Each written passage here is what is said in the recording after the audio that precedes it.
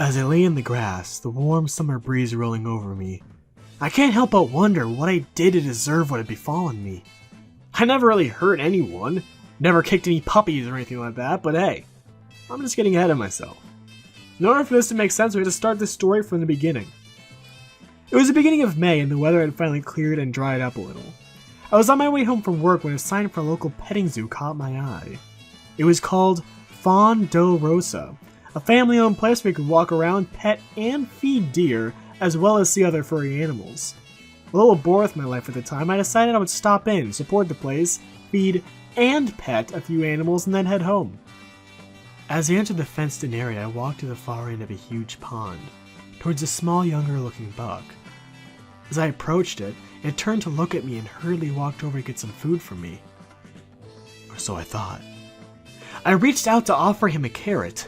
He tilted his head, his dark eyes staring straight into my soul. We stood stock still for a good minute before it spoke, causing me to jump in surprise. "Hello, Neil," it spoke, in a voice very similar to Morgan Freeman. "You're very special, and I know you'll help me. I can't ask this of just anyone. I really need your help, and I have a favor to ask of you." You can talk?" I stammered.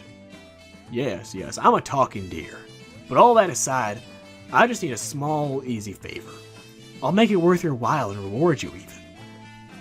How can you, a deer, reward me, a human? Are you gonna give me a lettuce? I chuckled.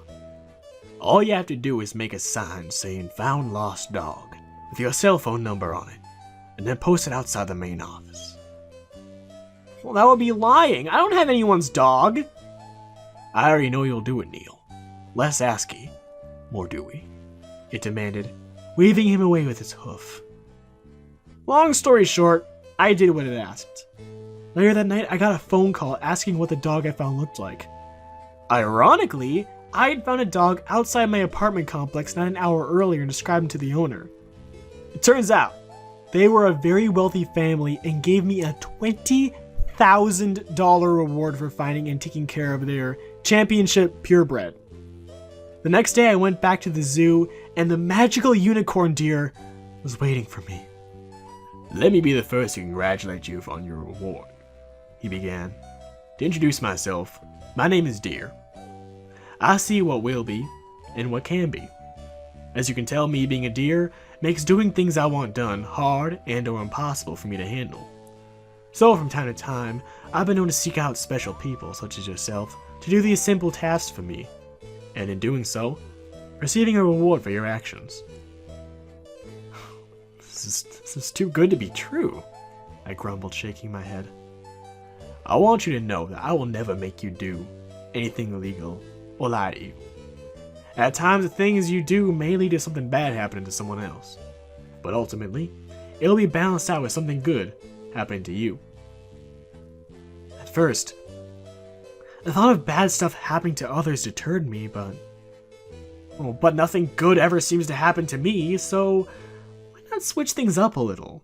Wait, what's in it for you? I asked.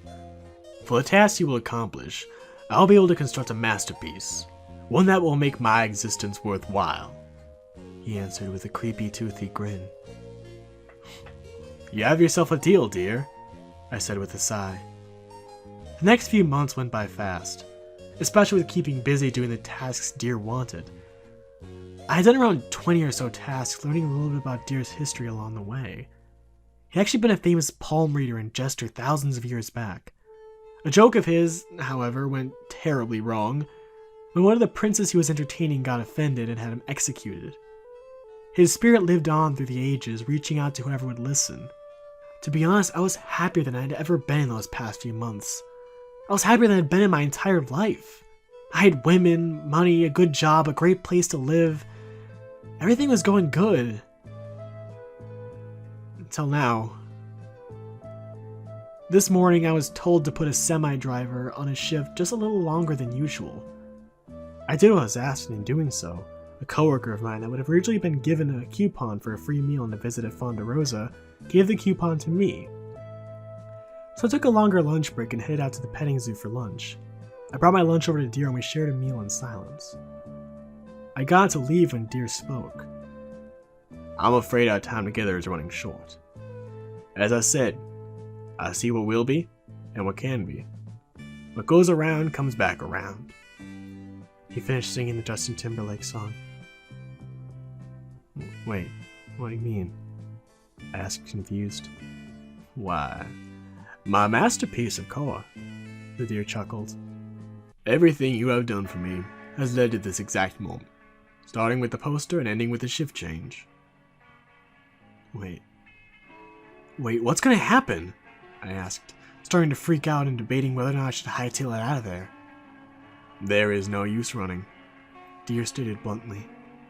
As I said before, I have been planning this moment for a few months now. I knew without a doubt you would help. To humor you a bit, I'll tell you how it all plays out, because no matter what you do, my masterpiece will be completed. It all started with the dog you found. Shut out for him to be returned home. Next task, one with a quarter, caused a child to jam a toy machine. He got upset, and his mom got so worked up she had a heart attack. So they had to call in someone to take over her dog watching job for the day. The substitute watcher, being the man you told he sucks at life, he got very upset and was distracted at work, and accidentally lost a dog he was supposed to be taking care of. Then I had you go to a bar and move a beer a few inches, which caused someone to spill it on another person. The one guy got mad, throwing a beer bottle at the other guy, which hit a baseball trophy case, causing it to shatter. You tried to help the bartender find the missing ball, but she got so smitten by you, she completely forgot about the missing ball. Well, a kid found that ball and is playing with it as we speak. Then the shift you changed today. He was already working a double shift now and is really exhausted, and his reaction time is, well, a little slow. Deer let out a loud sneeze and he turned to look across the road. But what does that have to do with me? I asked, trying to hear the answer. He just nodded towards the road. I slowly turned to face the road as I heard a kid crying and chasing a doll with a baseball in its mouth. The kid stopped to catch his breath as the dog entered the road. Then, turning to face the kid to see if he was still following, he playfully crouched and wagged his tail. I jumped as I semi-blared his horn. Too little, too late. The dog exploded into bits and pieces on the fender of the truck's cabin. That's when the ball caught my eye. It bounced into the wheel well of the rear tire and then without warning came rocketing towards me. I covered my head and chest with my arms, hoping to protect myself, but the ball wasn't after my face or chest. Clocking easily at well over 100 miles per hour, the ball hit me directly in the balls. I immediately fell to the ground, gagging and puking all over the place, all the while Deer was prancing around laughing hysterically. Ha!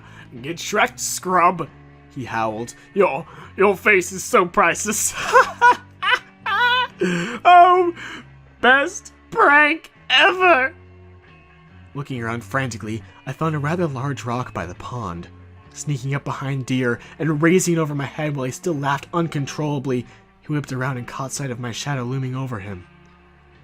Oh shit, he gasped as I brought the large stone upon his head, killing him instantly. I sighed heavily, hobbling over to my car and driving straight to the hospital. A few hours later, surprise, surprise, I found out I am no longer able to bear children.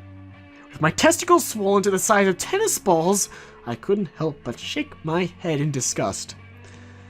I lay down in the grass, swearing to myself, looks like the deer will have the last laugh.